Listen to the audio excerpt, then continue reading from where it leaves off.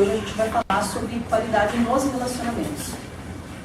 Para falar sobre os relacionamentos, né, relacionamentos íntimos, relacionamentos afetivos, eu queria só dar uma olhadinha assim, quem aqui é casado? Quem aqui tem um relacionamento afetivo? Levantamento. Bastante gente, né? Então, quem aqui está casado há mais de 15 anos? Então, vocês merecem um troféu. Porque vocês sabiam que a média no Brasil das separações, das casamentos que se separam não chegam aos 15 anos. Essa é a estatística. Então, assim, quem realmente está há mais de 15 anos, há 15 anos com um parceiro, merece um troféu. Tem uma historinha, né, que diz assim, que os casais jovens estavam com 2 anos, 3 anos com algumas dificuldades e já estavam querendo se separar.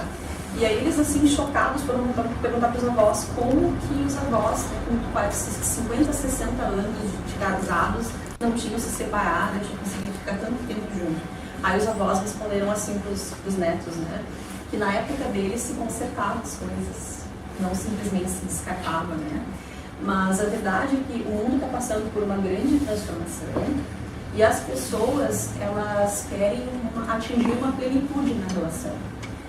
E a nossa sociedade, ela tem convenções sociais, ela é regida por leis, ela é regida por comportamentos que são aceitáveis e são inaceitáveis. E isso vai mudando com o passar do tempo, com a evolução da tecnologia e tudo mais. Antigamente, 30 anos, 40 anos atrás, 50 anos atrás, uma mulher se separar era um fim. Então a mulher sabia que se ela se separasse, ela iria enfrentar um grande problema, uma grande discriminação e todos os filhos. E isso impedia as mulheres e fazia as mulheres aceitarem muitas coisas, enfim. Hoje, mais de 50%, 60%, 70% da separação que impede são as mulheres.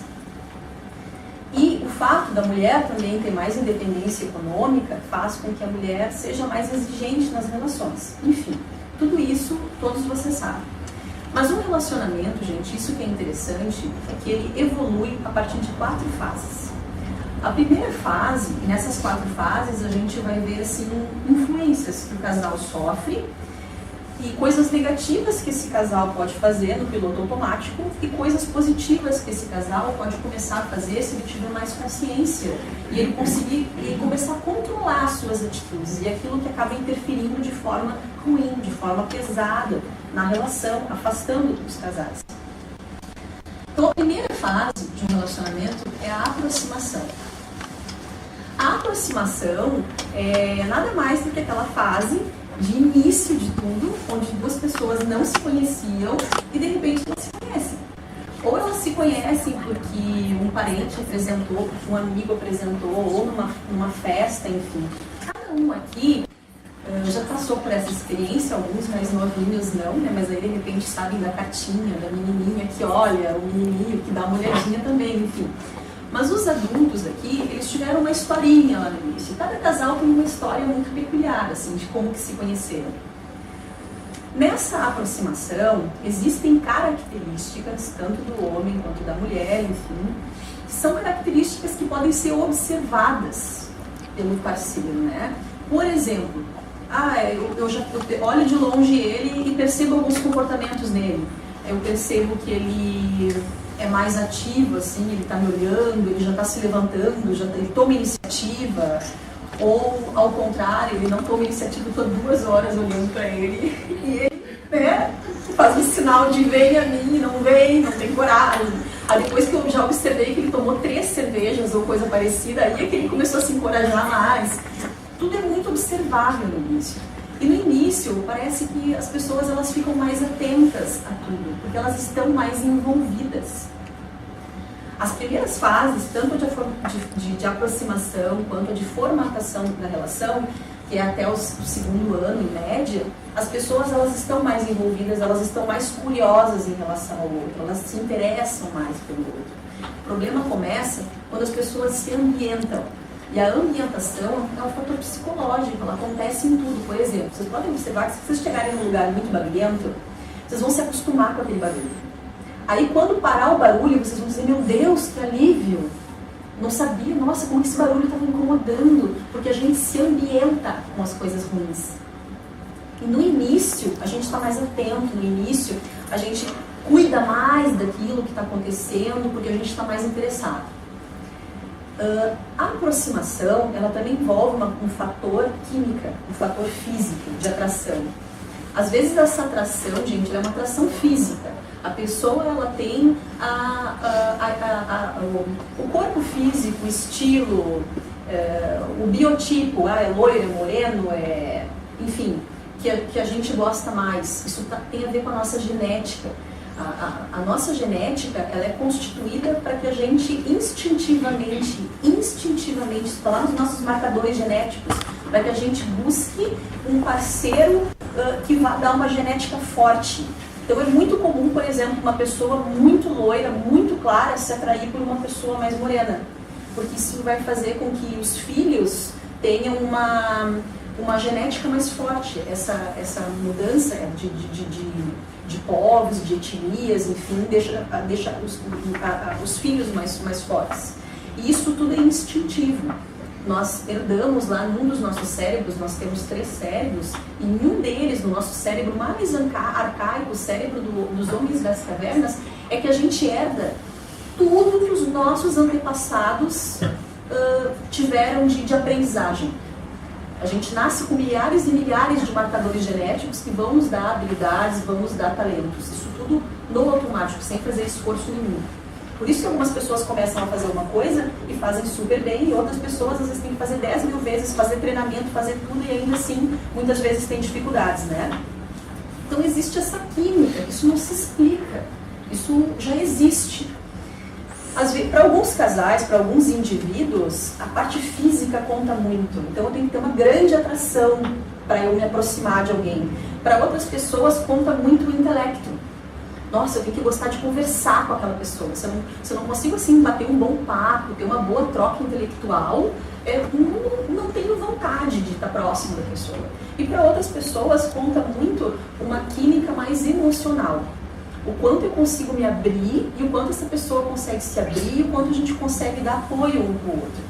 E não existe uma fórmula matemática, né? Cada um vai ter automaticamente essa sua base, daquilo que funciona para um indivíduo, daquilo que funciona para o outro indivíduo, e o quanto as pessoas elas vão se encontrar e vão criar a sua matemática nessa relação.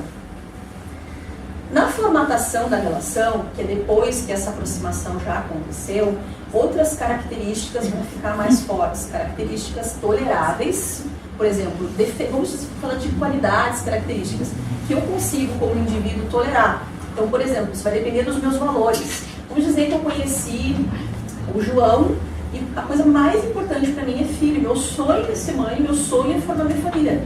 Mas eu conheci o João, a gente se aproximou e a gente agora está começando a formatar a nossa relação, e o João já me disse que o pavor da vida dele é ser pai. Ele não quer ser pai, isso é uma coisa líquida e certa para ele.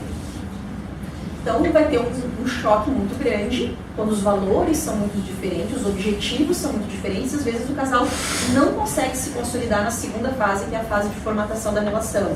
Também é a fase onde o casal começa a estipular regras ao natural. Olha, eu gosto... Qual é o teu nome? Oli. Seu Oli. A pessoa vai dizer assim, olha, eu gosto de combinar uma coisa e que esse combinado seja certo. Se eu combinei contigo de me pegar em casa às 7 horas, eu vou estar pronta 20 para 7. Eu não quero que tu chegue às 7h30. Né? Indignado da vida se eu combino uma coisa com a pessoa e a pessoa desmarca comigo ou a pessoa não vai. Para outras pessoas, existem outros critérios. Por exemplo, eu não vou sair com o Oli se o Oli não me levar no melhor restaurante da cidade. Né? Tem que ser o melhor restaurante da cidade. E assim, os casais, eles vão mostrando com as suas atitudes que características que eles têm, que valores que eles têm. E eles vão combinando as regras dessa relação. E vão dando um nome para essa relação. Então a gente está ficando. Né? Mas assim, eu fico só contigo e tu fica só comigo. Mas não é um namoro ainda, porque daí a gente precisa se testar um pouco mais. Pra gente chamar isso de namoro, assim, assumir isso pra todo mundo, publicamente e tal, né? Pra não queimar o filme. Então daqui a pouco namora um, namora outro. E aí cada casal vai tendo as suas regrinhas. Na terceira fase, gente, se o casal contratuou bem a relação, olha, isso eu gosto, isso eu não gosto, tal, o casal vai para a terceira fase muito bem, que é a fase do diálogo. Só que normalmente, poucos casais eles já formatam uma coisa com um pouco de dificuldade. Como os casais têm um baixo autoconhecimento de si, como é que eles vão ter um conhecimento muito grande de quem é o outro, né? E aí a fase de diálogo acaba se transformando na fase de conflitos. Não que não se tenha conflito. Conflito, as pessoas às vezes colocam um peso muito negativo nesse termo, né, nessa palavra, conflito. Mas o conflito, ele é uma oportunidade de resolução. O conflito, ele é uma oportunidade de crescimento. Por quê? Porque todo conflito é um choque. Vamos dizer que, por exemplo, como eu falei, eu quero ter filho e o meu namorado não quer ter filho. Ou ele foi decidindo que não quer ter filho ao longo do caminho. Vai ter um choque, não vai? Ele pensa uma coisa, eu penso outra coisa. Vamos dizer que o meu namorado acha que ele pode chegar às 3 horas da manhã, né? Num sábado, que é um dia de relacionamento, enfim. E eu não acho isso certo. E ele também não quer que eu faça a mesma coisa. Vai ter um conflito. Cada casal vai ter, dependendo do seu relacionamento, das pessoas que eles são, dos indivíduos que eles são, eles vão ter esses choques. Bem, quando acontecem esses choques, é um espaço do diálogo. No diálogo, cada um vai falar o que sente, vai falar o que pensa, vai falar o que está funcionando e o que não está funcionando. Quando a gente sabe ouvir, ótimo. Agora o problema é quando a gente não sabe ouvir.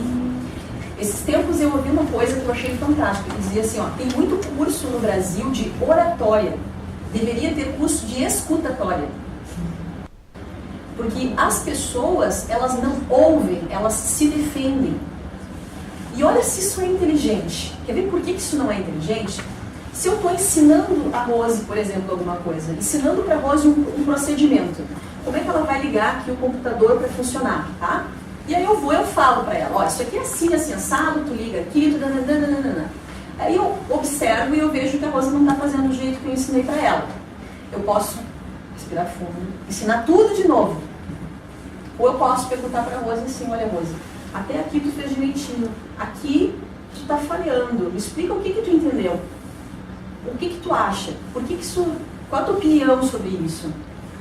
Aí a Rose vai dizer, olha, minha opinião é que na verdade tu explicou muito rápido e eu aprendo fazendo, então quem sabe tu vai me mostrando passo a passo eu fazendo, aí eu vou gravar melhor.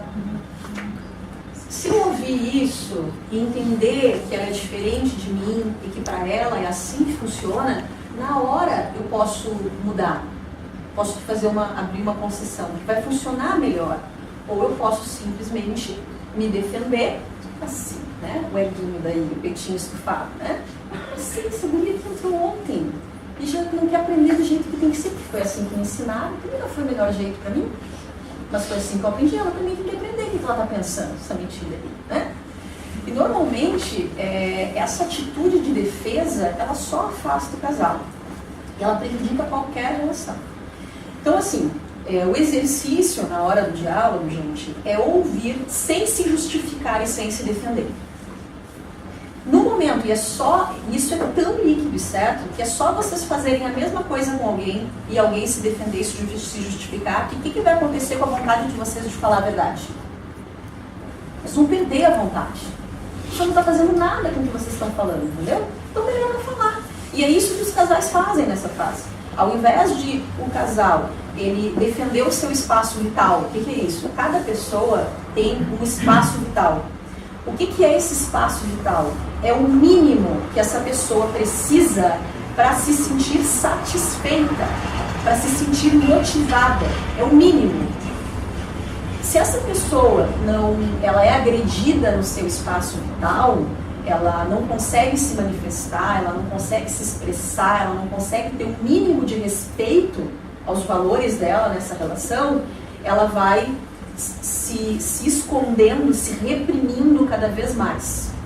Ela pode, numa posição, numa atitude passiva, aceitar tudo que o outro está impondo para continuar com aquela relação. Mas isso tem um limite, porque pode chegar um ponto que essa pessoa adoeça, pode chegar um ponto que essa pessoa cria uma depressão, que é a raiva, a indignação dela com aquela situação se voltando contra ela mesma. Ou pode ser que essa pessoa, se ela tem um pavio mais curto, pode ser que ela fique muito irritada, muito estressada, brigando muito, tentando aceitar aquilo, mas sem conseguir aceitar. Quer dizer, ela não se encolhe, ela briga, mas ela não quer perder a relação. Aí ela briga, continua com a pessoa, mas a pessoa não muda e a relação fica uma briga. Um cobra, outro não faz, e assim vai. Então, essa atitude é uma atitude passiva, uma atitude em que eu preservo a relação, mas eu não me posiciono. Existe uma outra atitude, gente, que é uma atitude agressiva. Para defender o meu espaço vital, eu já começo a brigar com o outro. O outro veio dizer assim pra mim, poxa, se eu combinei às 7, por que eu cheguei às 7h30? Escuta aqui, eu cheguei porque não deu. E é assim, não vem ficar me cobrando, tá? E não me incomoda. E daí pra mim, terminar contigo, acabar contigo é 2 palitos. Não briguei assim, mais para curto. E aí aqui ele tem que ter uma paciência. Minha mãe fez 30 e poucos anos de casado com meu pai. E aí o pai brincou, né? Ele já falou para não deixar ninguém falar. Ele disse assim, eu vou ganhar um troféu quando eu chegar no céu. Ela vai ganhar um troféu, né? Dona Ieda, Santa Dona Ieda. Por quê? O pai, esse perfil mais agressivo e tal, dele, que manda, quem é o homem da casa, Ieda? Quem que decide sou eu? E minha mãe, tá, Josi, tá. E eu digo assim, tá, mas como é que tu aguenta, né? Mas, minha filha, eu faço o que eu quero, teu pai é assim, ele fala, entra aqui, sai aqui, eu vou levando. Mas tem muitas coisas que ela vai aguentando, e não se posiciona e se volta contra ela. Ela está há mais de 10 anos com depressão, tomando medicação e tal. Por quê? Por falta de se manifestar, por falta de se posicionar. Então essa fase do diálogo, gente, é uma fase em que a gente precisa aprender. Quem vai falar, a falar de um jeito assertivo. O que é isso? É eu falar a verdade do meu coração, sem brigar e sem cobrar. É dizer assim, ó, esquece que eu tô brabo, esquece que eu tô braba e que eu queria cobrar, que eu queria indignar, porque assim eu só vou conquistar do outro o afastamento, o não ouvir. Se já é difícil ouvir falando com jeitinho, imagina sem jeitinho, né? Então, esse momento de diálogo é o momento em que a gente precisa, assim, perguntar o que o nosso coração está sentindo e como que eu vou comunicar isso sem agredir o outro. Quer dizer, eu vou dizer para o outro o que eu estou sentindo, mas sem brigar com o outro e, ao mesmo tempo, abrindo para o outro a minha vulnerabilidade. E isso é muito difícil. Uma das coisas mais difíceis para o ser humano é ele mostrar a sua vulnerabilidade, que é o sentimento que ele tem verdadeiro no coração dele. Por exemplo, me sentir deixada de lado por ti a hora que tu fez tal coisa, sentir que outra coisa é mais importante do que eu. O que a gente sentiu de verdade? E falar do sentimento não é fazer drama, gente. Não é sentimentalismo. Sentimento é uma coisa, sentimentalismo, drama e vitimização é outra. Essas são coisas que também não conquistam a cooperação de quem está ouvindo. Então, falar dos sentimentalismos, dos sentimentos, sem exagero de drama, de vitimização e tal. E a última fase é a conquista e realização. É quando o casal, assim, consegue ter o seu progresso. O que a gente quer conquistar junto? A gente quer ter a nossa casa própria. Então, o que a gente precisa fazer? Quanto que a gente ganha? A gente ganha isso? Beleza. Então, a gente tem que economizar quanto? Quais são as possibilidades para que a gente possa crescer? Quais são as possibilidades para que a gente possa crescer de todas as formas, fisicamente? O que é crescer fisicamente? É adquirir as coisas para o casal, para o seu conforto, para a sua segurança, para a sua velhice.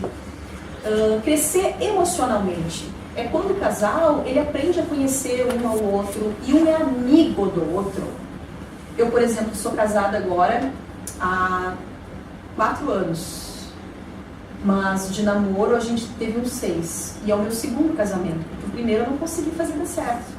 Aí que eu cheguei no autoconhecimento, aí que eu fui ver por que eu era como eu era, e aí que começou uma outra vida para mim, depois de uma separação que a gente terminou amigável, mas muito dolorida, muito difícil. E infelizmente, às vezes, parece que as pessoas precisam passar por toda dor para poder despertar, para poder aprender, para poder dar valor para as pequenas coisas, né?